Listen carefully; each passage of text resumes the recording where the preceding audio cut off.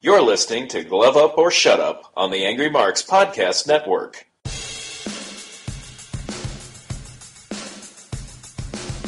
You're listening to Glove Up or Shut Up on AngryMarks.com with Peter H. and Stevie J. Find them on Twitter at HardcoreCDN and at AngryMarks. And now, for all the news, reviews, and interviews in mixed martial arts, it's time for Glove Up or Shut Up from AngryMarks.com. And welcome everybody to another episode of Glove Up or Shut Up right here on AngryMarks.com. My name is Peter H. I'm joined once again by my co-host, the man who went 5-0 in this week's picks over at MMAdraws.com from Omaha, Nebraska, Stevie J. It was just my turn. You went 5-0 in the first picks of 2018, so now it was my time to shine. They're going to think we're a bunch of ringers on that panel soon. Well, we are friends with Paul Fontaine, so we might be suspicious. We've got UFC and Bellator to review, UFC to preview, but Stevie, we have to start at the top with the news. One item in particular, Ronda Rousey made an appearance at the Royal Rumble. Well, she didn't just make an appearance. She has signed a full-time contract with WWE. And she even gave ESPN an interview after her appearance and said, if I hadn't have done this, the 6-year-old me would have kicked today me's ass. And she actually came out to Joan Jett's music, and they got permission from Joan Jett's management team to use it. And she came out wearing Roddy Piper's jacket. It was given to Ronda by Piper's son, in fact, which is amazing. And she also got an endorsement from Piper's daughter on TMZ. Oh, I missed that. Yeah, Ariel Toombs said she was very proud of Rousey and very happy that she represented her dad so well. So a full-time contract, I guess that means that her cage fighting days are pretty much over. You know what? She'd actually been training at the WWE Performance Center for the last few months without anybody knowing. Well, the kicker is that she's filming a movie in Colombia. Right, called Mile 22. Private charter plane. Yeah. Private charter plane. They snuck her in on a charter plane, and then they flew her back out immediately after she did all the interviews. Travis Brown didn't even know. Actually, kids didn't even know. They sent Travis Brown to the West Coast on purpose as a red herring, so people would think that she was with him. Oh, really? I didn't hear that. I heard they had, when the daughters when his kids watched the show, they were shocked to see her at the Rumble. That's because they purposefully set a travel plan and sent him in the opposite direction of her so that nobody would realize that she wasn't with him or that she wasn't in Philadelphia. They put up a lot of false flags. In fact, they took all those photos of her on the set with the makeup artist and everything and then timed them to go live on Instagram to make people think that she was still in Colombia. This was a very elaborate ruse by Rousey. Now, the one thing that some people thought either it's a huge coincidence or Rousey's there, Rousey's personal photographer was sitting in the front row. And an ESPN reporter who covers Ronda Rousey was also sitting in the front row, next to a WWE employee. The jig was up. If you were paying attention to the clues, it was pretty obvious that she was going to be there, especially when they announced that the Women's Royal Rumble was going on last instead of first. It's like, okay, they're saving Ronda Rousey till the end. They are doing this on purpose. Well, it definitely does, I guess her fighting days are over is the way you want to say this, right? Yeah, I kind of want to say that. It's just, you look at the last few fights that she had. Things did not go well for her in those fights. I think the rest of the weight classes caught up to her way of fighting. Mm-hmm. And surpassed it, let's be honest. Yeah. I mean, it's sort of like when people compare Super Bowl quarterbacks, they're going Terry Bradshaw versus Tom Brady. You really can't make that comparison because two different eras. Yeah, well, there will definitely be the post-Rousey era now. It's a whole new ball game, especially if she's moved on to being a movie star and a pro wrestler, which, for her sake, I honestly think is the right thing to do. I think her fighting style worked for a while when there was not a big women's MMA scene in the United States. But now that it's evolved and the fighters have evolved along with it, she's never going to be able to dominate like she used to. So she might as well use the fame and popularity she built up as a fighter and continue on and transition to the next chapter of her life. And frankly, I'm happy for her for it. I don't want to see her getting knocked out over and over again. I want her to go on and be successful in other parts of her life, just like I want that for any fighter. If Randy Couture wanted to be an actor and get out of fighting, good for him. Ken Shamrock, same thing. If he wants to act or be in WWE, good for him. What amazes me is the correlation now between the mixed martial art and the WWE. See the time and time again, whether it's a Brock Lesnar, a CM, Shane Baszler, Ronda Rousey. Hell, you've got Ashley, you've got Mo. There's a huge correlation over the last, say, 5-6 years. You can put Tito Ortiz in that argument. Yeah. Stephen Bonner. Absolutely. And it's a good thing you mentioned Shayna Baszler, too, because she was a focal part of this weekend as well. The Queen of Spades was in a headlining major match at TakeOver in Philadelphia, wrestling the NXT Women's Champion, Ember Moon. And Baszler, yeah, I think Baszler has really naturally adapted to professional wrestling. And not just because she's friends with Ronda Rousey, it's just she always had this personality. If you followed her career back to the late 2000s up to today, the whole Queen of Spades thing was tailor-made for pro wrestling. The fact that she would pull out a card and flip it in somebody's face out of a deck of cards, she was playing a pro wrestler even back then. I'll give you a really medal. Peter, I hate to say this, but you're breaking up a little bit. I said you gotta add Matt Riddle to the conversation. Oh yeah, definitely add Matt Riddle, but you're still breaking up. I haven't moved, that's the thing. Interesting. Try getting closer to your router or something. Yeah, I'm gonna try that, I guess. Okay, that's better. Alright, so let's move on to this weekend's show.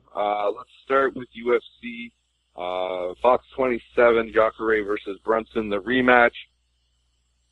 You called this one, Stevie. I was screaming at my TV thinking Brunson could come back, but Souza, age is just a number to him.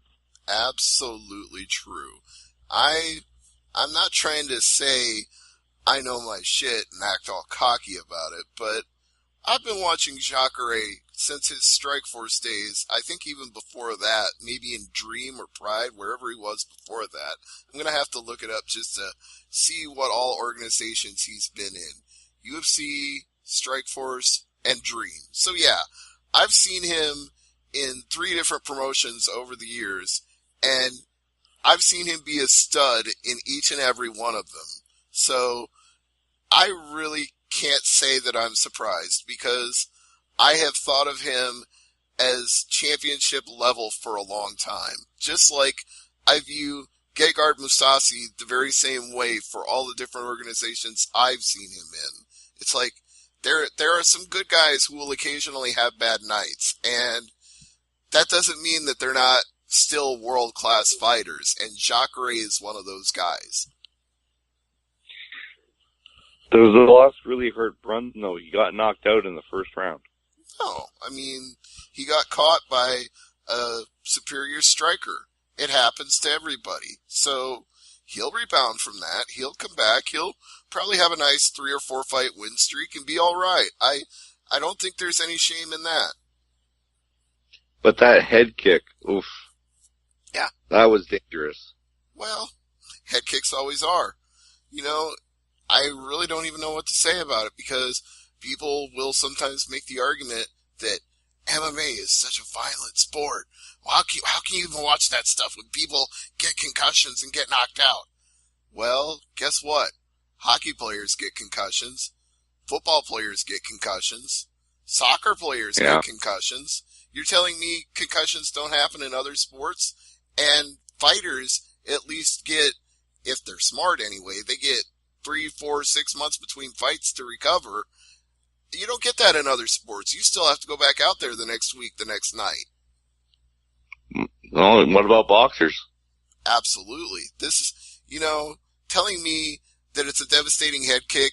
Yeah, it was, but at least he'll take the time off. I mean, he'll get the mandatory minimum from the State Athletic Commission in charge of the fight, but he's also going to be smart enough, and his teammates and coaches are going to be smart enough to say, you know what, you got KTFO'd, let your brain heal a little bit before you get in there and start sparring with anybody.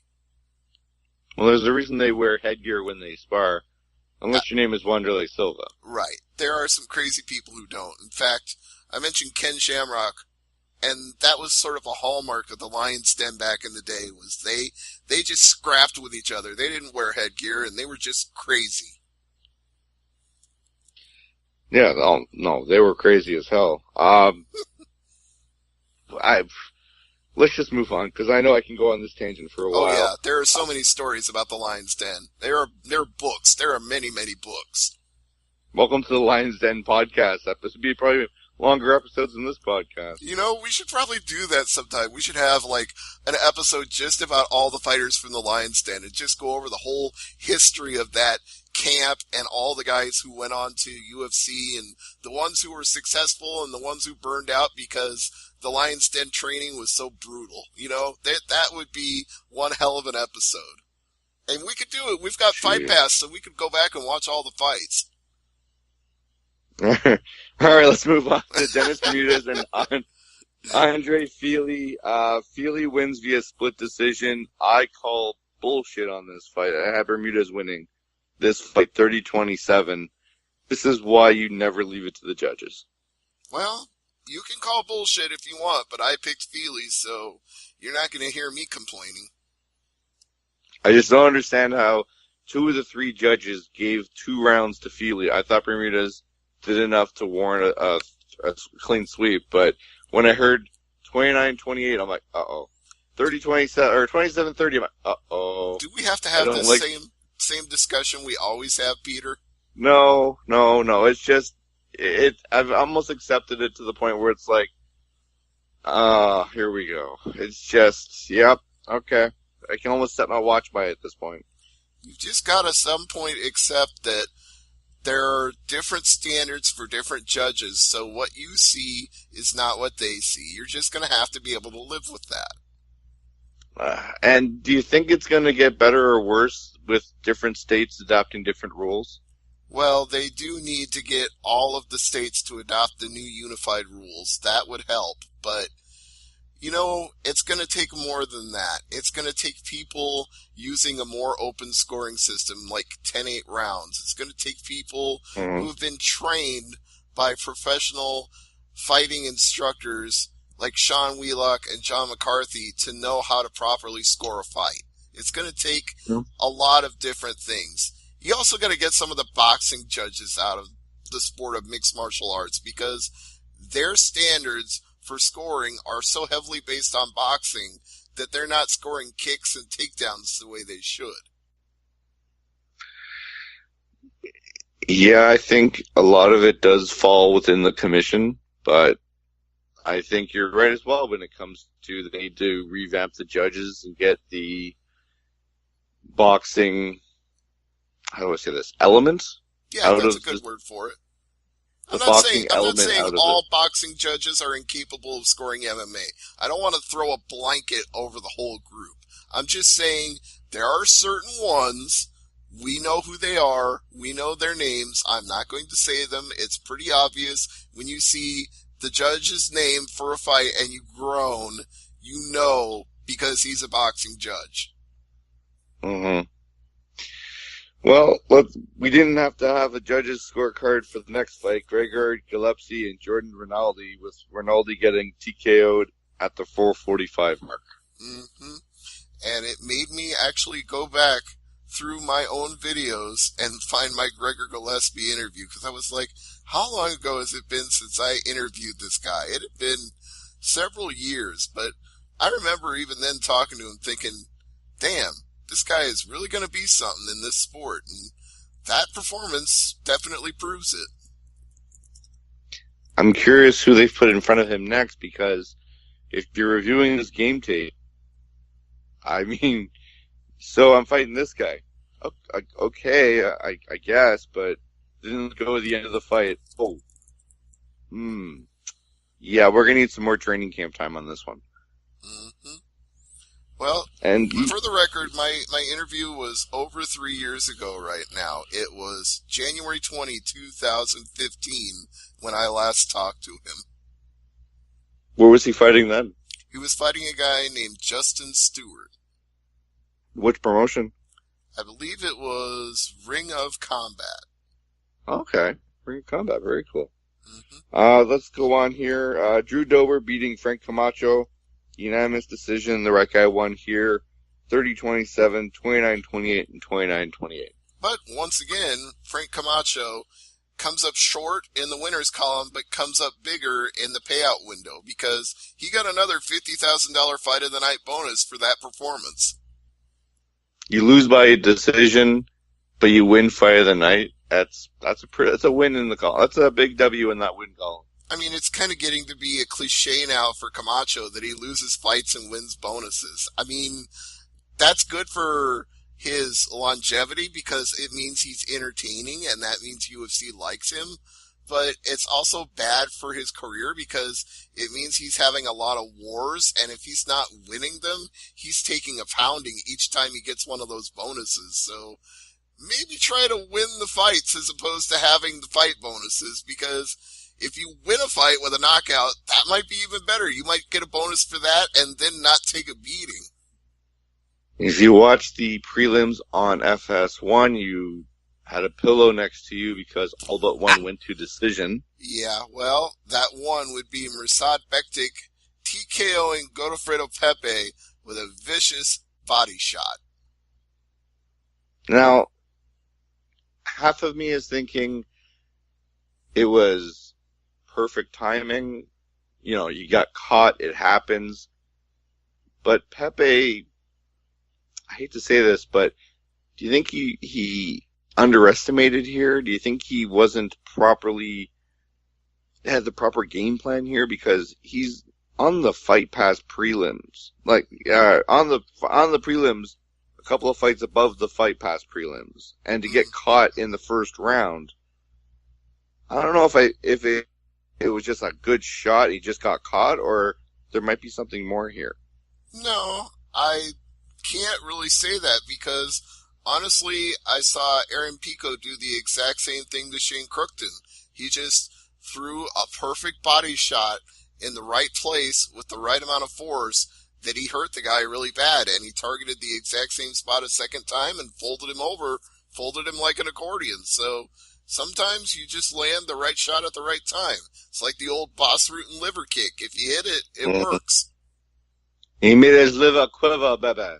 Exactly. I do want to mention as well some other names. Bobby Green beating Eric Koch by unanimous decision. I saw a lot of tweets about that fight before you move on.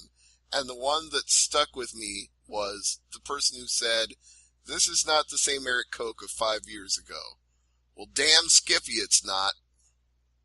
No, it's 5 years ago.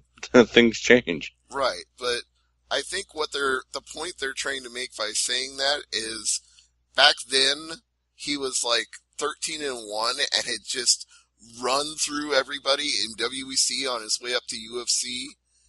And then his career kind of took a turn for the worse after that. So he looked like he was championship caliber at that time, and then it just kind of all fell apart. Maybe he was exposed and everyone else caught on.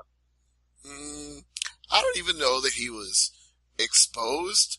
I just remember the UFC in Chicago I was at, where Ricardo Lamas destroyed him with an elbow that blew up his nose and sprayed blood everywhere. I think that fight with Ricardo the Bully Lamas might have actually been the beginning of the end for Eric Koch. I think that vicious knockout, I don't think he was the same fighter after that. So in a sense, you could make the correlation with Eric Koch to Chuck Liddell and the fact that you get to that point, you have a vicious defeat, and when you come back, you're not quite the same. Yeah, although it happened to Koch much younger than it did Liddell, so... True. I do also want to mention the other prelim fight I had circled here. Juliana Lima got beat by Randa Marcos with a unanimous decision, 3-0. Once again, can't say I argue with that, because that's what I predicted going in. Mm-hmm. And one of your favorites, Vince Pichel, beating Joachim Silva, 2-1. Yep, from hell, Pichel came through. All right, so let's move on to Bellator. They had, an interesting card. Why don't you speak about the main event, Stevie? All right, well, at an alleged catch weight of 180 pounds, it was Lorenz Larkin and Fernando Gonzalez. But the problem is, Gonzalez weighed 180.3. And when you fight at a catch weight, there is no allowance. You have to either be under the catch weight or exactly that weight even. Not even a tenth of a pound over.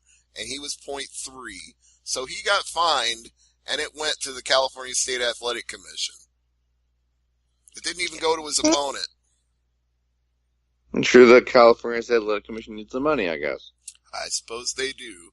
But the story of this fight was Lorenz Larkin using his hands and his feet and his correct technique to out-jab and outwork Fernando Gonzalez. And Fernando's response was, I'm tough as shit and you can't finish me, and I'll take 2 punches to give you 1. And the only round where that even came close to working was the second. But by the third, he had just been taking so much of a beating that with about 15 seconds left, he started to fade. He got caught with some really nasty elbows and an uppercut, and he was on the verge of being knocked down when the bell rang. So that could have arguably been a 10-8 round, but it turned out to be a 10-9, and it didn't matter because ultimately he got the decision. Lorenz Larkin finally picked up his first Bellator win. So what Fernando Gonzalez showed is a lot of toughness and a lot of heart, which we already knew about him because he'd had such a great record in Bellator up to this point. But a lot of grit and a lot of heart doesn't always help when you get out-techniqued by just a better all-around athlete. And that's not to say Fernando Gonzalez isn't a good athlete, but Lorenz Larkin is a better athlete. It's just a matter of degrees. It's the second time in recent memory that I can say a fighter goes to Bellator, and the end result is about time they did that. Yeah. Larkin finally gets his win, and Brewer gets his belt. It's like, about time these guys... Hell, Phil Davis, you can put that argument in there as well. Well, I think we knew this was possible for Lorenz... All along, we knew that this was possible for Lorenz Larkin because he did have a good 5-round fight with Douglas Lima. He didn't get blown out in that fight. So the fight that he lost there was like a good fight, but he got beat by the better man on that night. And then in the fight with Daly, he just got cold cocked. And Paul Daly does that to people. He hits like a Mack truck. That's why he's called Semtex, because people go boom when they get touched by his fist. So you can't really take that fight and judge Lorenz Larkin because of it. I think this fight shows us who Lorenz Larkin really is. Well, he's a badass fighter who's fighting in Bellator. Mm-hmm. Speaking of badasses, let's move on. Syed Awad beating J.J. Ambrose for 3 straight rounds. That's not a surprise. No, although I think Sadawad might have jacked up one of his hands again.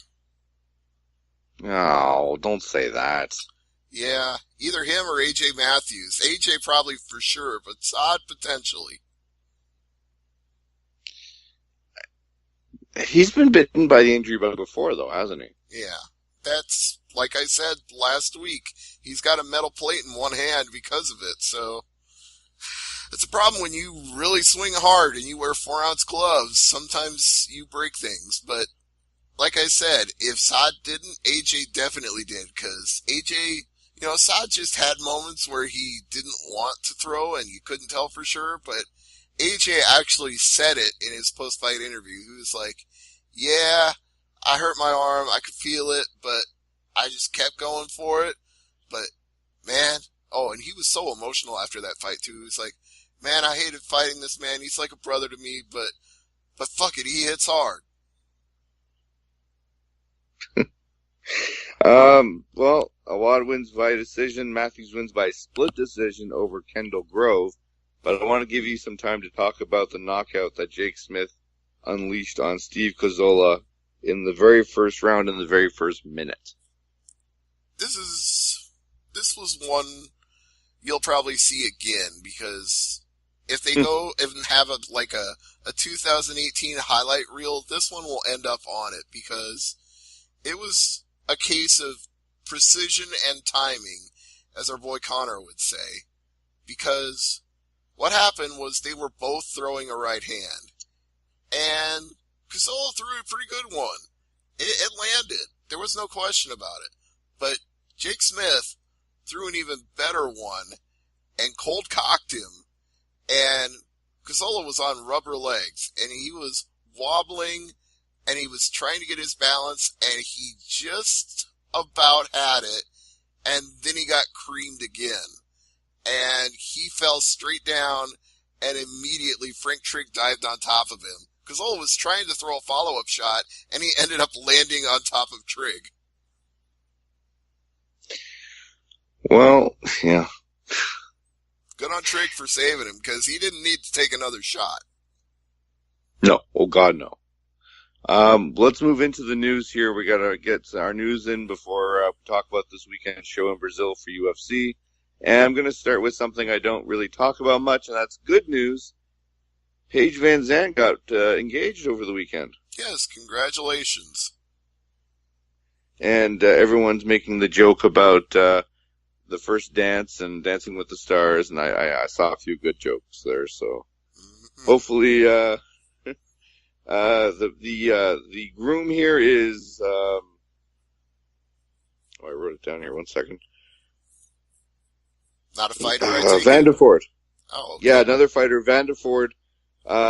He is fighting for Victory FC. He last fought in December. Really? Victory 59 in Nebraska. Yeah, that's why I was like, you're kidding me, because I know Victory. I've been to their shows. Austin Vanderford. Ah, okay. Very cool. I had no idea the dude was dating Paige Van Zandt. Obviously, they kept that quiet. Now, let's talk about the big story here. I wanted to get the happy news before we talk about, let's just say what it is, a super fight. Daniel Cormier and Stipe Miocic. We talked about this last week. You kind of predicted being a possibility. You deserve to wear the I'm the prognosticator cap for this one, because you were like, who's left for Stipe and who's left for Cormier? They should fight each other. And I kind of poo-pooed that, so you get to be the smart one and take all the glory here. So, it's going to happen soon, and Cormier says that if he wins this fight, he's the greatest of all time. Interesting. It might be in the realm of plausibility if he can go down in history as saying he was the Strikeforce heavyweight champion, the UFC light heavyweight champion multiple times, and the UFC heavyweight champion. That kind of resume is pretty hard to argue with. You're getting into elite territory. You're getting into like Randy Couture levels of rarity there in terms of your ability to win multiple titles in multiple weight classes at multiple times. It's a very selective crew, that's for sure, and I mean, if that happens, the only person that really beat Cormier is John Jones, and the only person to beat John Jones is John Jones. So, yeah, well said. That is the definition right there. So, John Jones probably could have made the argument to be the greatest of all time were it not for the fact that he continually screws himself. And you want to know what the best tweet of the whole weekend was when this fight announcement came out? What's that? Chuck Mindenhall. He absolutely owned this because he said, wow, Cormier is just taking everything out of Jones' playbook. He was supposed to be the money man who moved up in weight and fought for the heavyweight title. His subtweet game is strong. And I couldn't help it. I saw that. I liked it. I retweeted it. I was like, damn, Chuck, you're right. DC is owning Jones with the subtweet game here. He's really mastered it. He's taken everything from Jones. Literally. And a byproduct of this fight being announced is we could see Cain Velasquez fighting Fabricio Verdum. Yeah, that could happen. Totally see that now. I don't know if they put that on the same card or not, but for Cormier to be considered a very elite fighter in the annals of the UFC history, he's got to go through Stipe Miocic. Not an easy task. No, and I think we've seen now in his fight with Francis Ngannou, whether you're a fan of that fight or not, and I would fall into the I am category, you've seen that he can have the cardio to go in there with just about anybody and outlast them. He is one of the best conditioned heavyweights on the planet.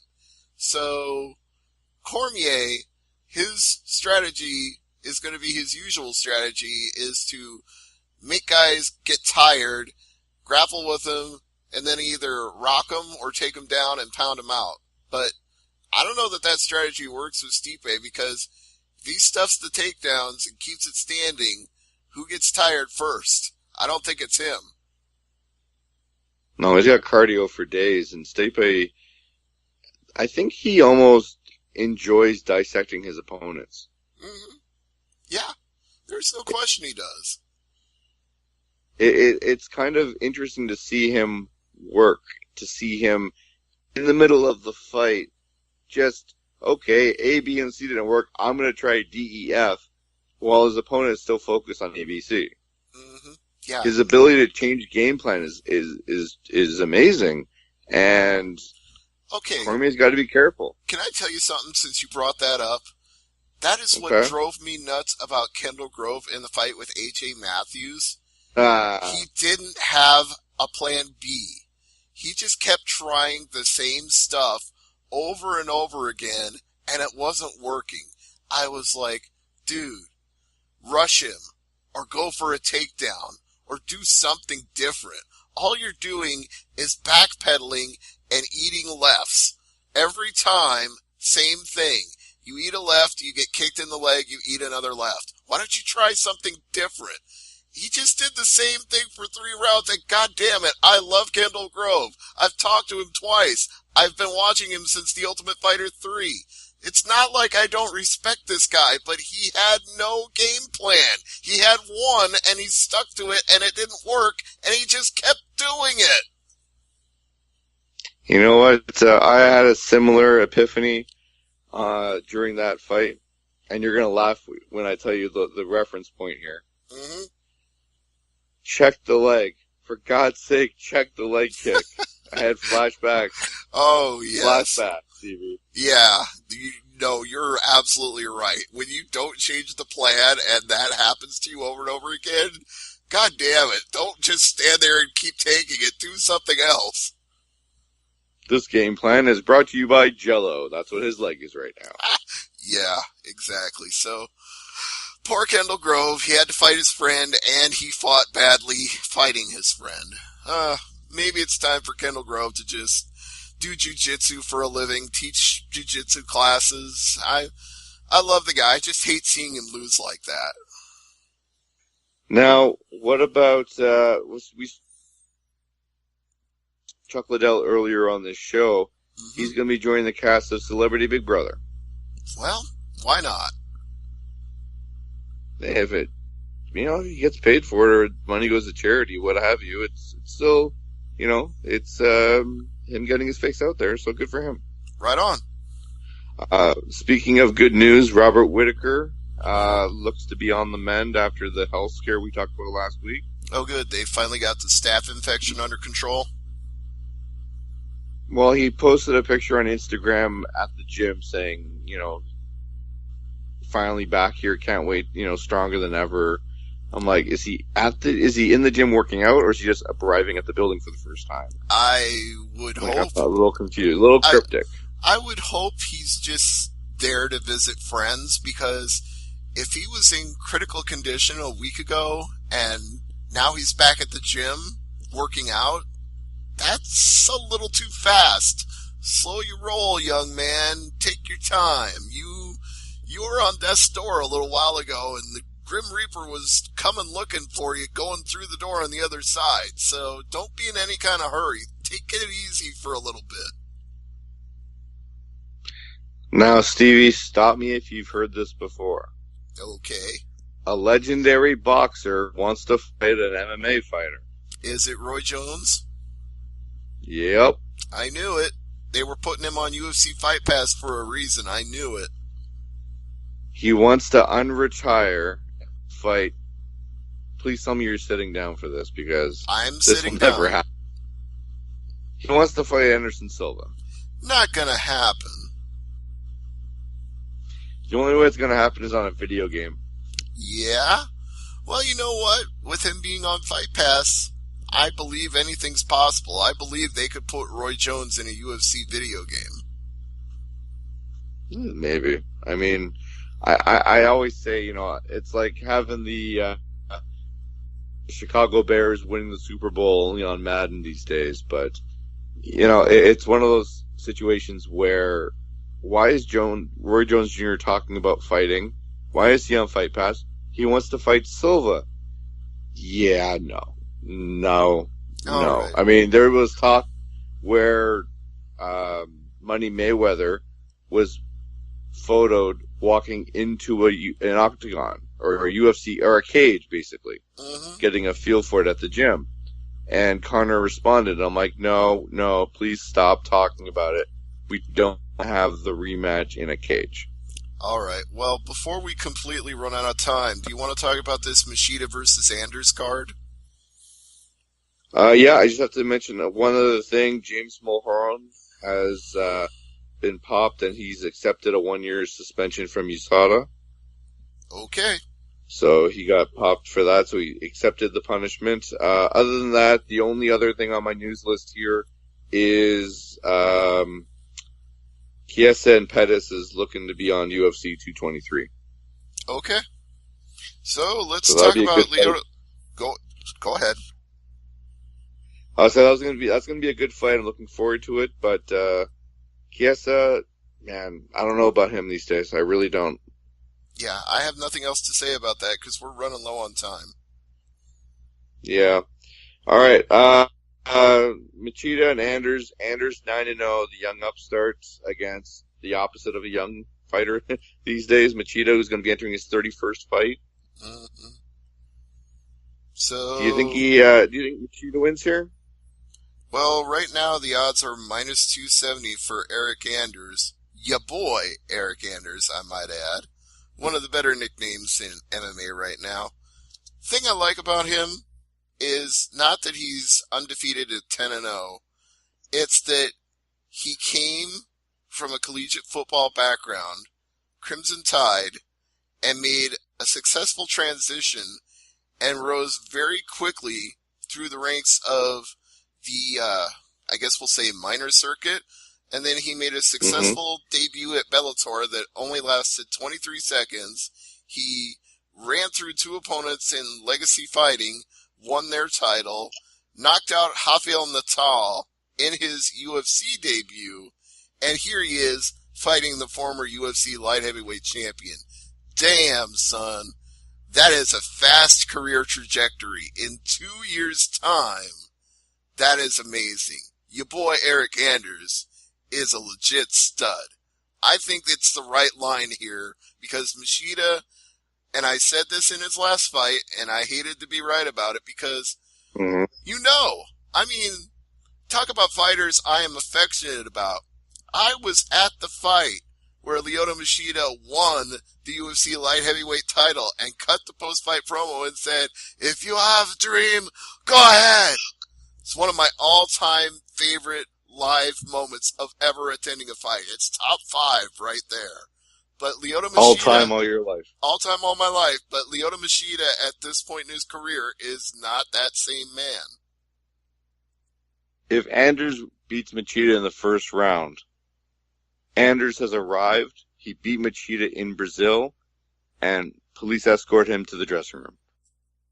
Yeah, but more importantly than that, if he does, I would really like Lyoto Machida to just acknowledge that his day has come and gone and not keep getting knocked out, because seeing Yoel Romero do it was brutal. We talked about Derek Brunson. That was a first round finish, and that was in Brazil too. So if he gets knocked out in a third straight fight, that'll be 5 losses in his last 6 fights, and 3 of them in a row by knockout. I think that would be the time to call it a career. Now, briefly, there are some named fighters on this card. This is going to fly right under the radar. But John Dodson's fighting Pedro Munoz in the co-main event. Yeah, that is a very excellent bantamweight fight, and a pretty close line, too. Dodson minus 150, Munoz plus 130. I would tend to favor Dodson because, speaking of fighters that can hit like a Mack truck, you don't always get to see it with Dodson because some of his fights end up a little wonky. But as far as bantamweights go, or even flyweights go, Dodson can hit pretty fucking hard. You okay over there? Yeah, the only thing is he's giving up 3 inches of height. That might make a difference. Or it could mean that he is the more compact, more muscular fighter. Yeah. Valentina Shevchenko makes her debut at 125 against Priscilla Cachoeira. Yes. And she is a heavy favorite, minus 900. So if you got a hundo to blow on a long shot, Cachoeira is plus 600 in this fight, but I don't expect it. Desmond Green against Michel Prazeres. Michel Prazeres. Des Green. Yeah. Prazeres, minus 150. I like that line for him. It's close, but I think it's right. I like Des Green in that fight, actually. Well, you might not be wrong, because Des Green does have some quality wins on his roster. You know, he's won 5 out of his last 6, and he's beaten guys like Josh Emmett and James Freeman, and he's got a decent record overall. But that Hussein Havilov fight, he probably should have come in and been a stud in that fight, and he wasn't. So we'll just see what he looks like in this one. Marcelo Golm and Timothy Johnson and Thiago Santos and Anthony Smith round out the main card. And that's minus 170 Golm, plus 150 Johnson, minus 270 for Santos, plus 230 for Smith. Smith might be the good long dog as far as I'm concerned, because Smith has beaten 3 guys in a row, and they're all good fighters. Elvis Matovchik, Andrew Sanchez, and Hector Lombard. So don't sleep on Smith as the underdog here. No, absolutely not. As far as the prelims are concerned, I mean, you got Tim Means against Sergio Moraes. You got Alan Patrick on this card. You got Marlon Vera. Yuri Alcantara against Joe Soto. Hell, on the prelims, we got a top 15 flyweight in Devison Figueroa versus Joseph Morales. Both fighters are undefeated, Stevie, and that's a Fight Pass prelim. Yeah, this is a good card. It may be a fight for the hardcores, but it's a good fight, and it's a good card. But will they get a lot of eyeballs? I don't know. Now, one other note before we wrap things up. Tickets go on sale this week for that O2 Arena show in London. Mm-hmm. Michael Bisping has come out and said, he's if not you fighting. expect me to fight, don't buy the tickets. I won't be there. Yeah, which is honestly the right decision. He should not be fighting at that card. That's all I have to say. You should about retire. that. Yeah, he probably should. But we'll save that conversation for next week. Stevie, what's on tap for Thursday night AMP? Ronda Rousey, and Ronda Rousey. And Royal Rumble. And the Royal Rumble, but mostly Ronda Rousey. All right, well, for Stevie J, I'm Peter H., the hardcore Canadian. Thanks for listening. As I always say, never leave it to the judges. Good night, everybody. See ya.